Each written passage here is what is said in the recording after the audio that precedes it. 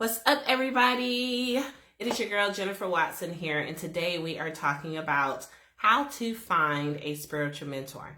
Now, I have come across so many different people who are just looking for someone else that they can talk to, someone else that can validate that they're not crazy, and someone else that can just guide them on that path.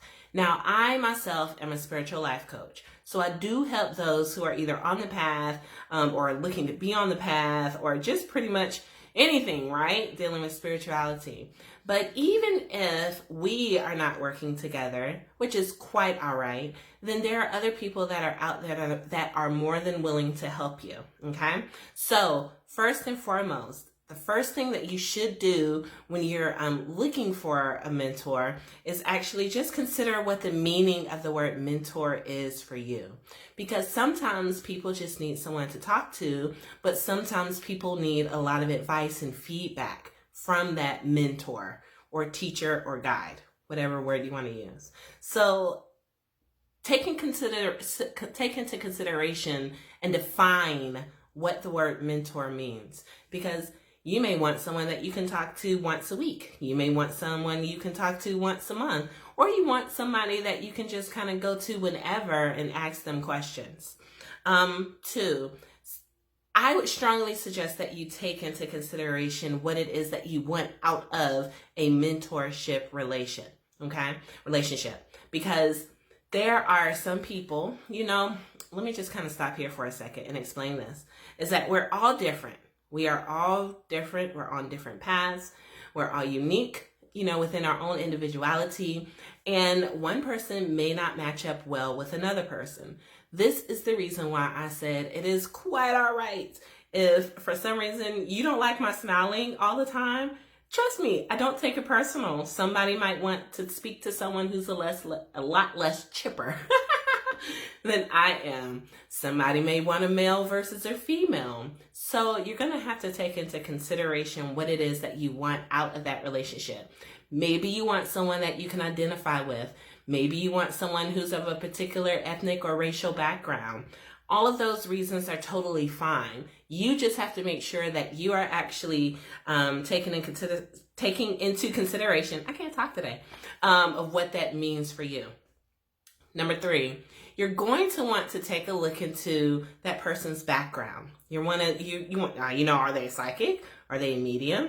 Are they just a spiritual coach? Are they pagan? Are they, Santherian? Whatever it may be, I know this may sound like common sense, but it's best to always pick someone that has a background that is similar to what you may want to learn something in. So it's not going to be very helpful for you if, you have, a Satanist who is looking for a mentor and finds a mentor in the Southern Baptist Church. I mean, that's just not going to blend very well. Although it may, never say never, but that's my sarcastic example to make a point. Also, you're going to want to see, who they have access to.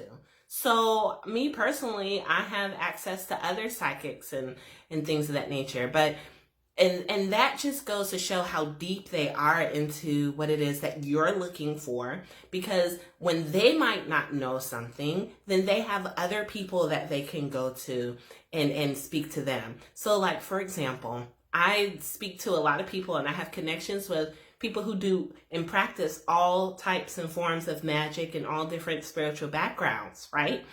Does that mean that when I speak to my particular client, if they have a question about XYZ, you know what? I can go and ask somebody else, because that's just how well connected I am within this particular field.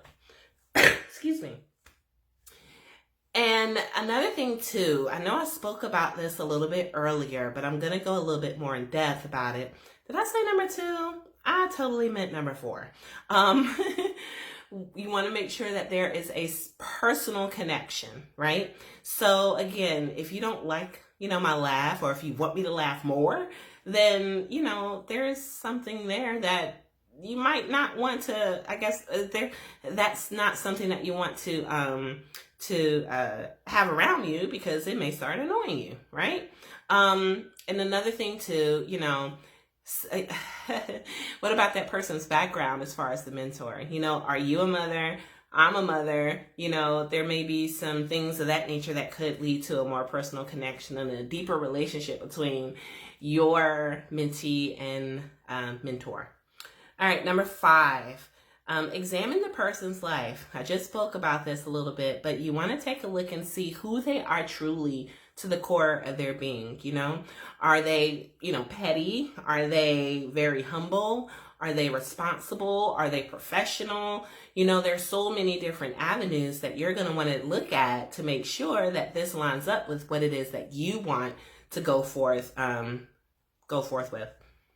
And sharing common values is actually very important. This is number 6. I'm really bad at numbers this past couple of days, right? So you're going to want to make sure that you're sharing common values, and that, values like being, relatable, being personable, being of high ethics, of being high standing morals. You know what I mean? Is your mentor going to go back and tell everybody about what it is that you had confided in them with? That's something that you're going to want to look at. All right. And lastness, this is the best one, because you're going to want to make sure that your mentor actually is very candid with you. Because honestly and truthfully, what's the point of the relationship if that mentor can't tell you exactly what it is that you may need to shift focus on, or take this different path instead of that one?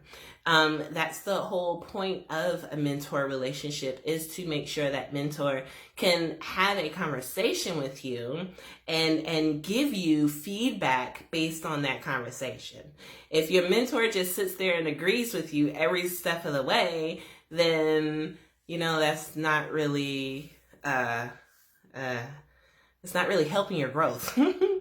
But if by any chance you may see that they do agree with you on a lot of things, and they do offer feedback some of the time, then that just means you're doing a good job, right? But you want to make sure that you have that candidness within that relationship. Okay, so I have given you 7 things that you need to look into when you are looking for a spiritual mentor. Now, go ahead and take all of these tips down.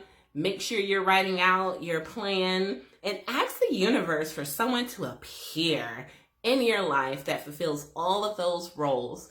And when you write it down, you put it out there, the universe will always provide. Okay? So this is the end of this video. Thank you all for tuning in, and I love each and every one of you all, and I hope that you have a fabulous day, honey.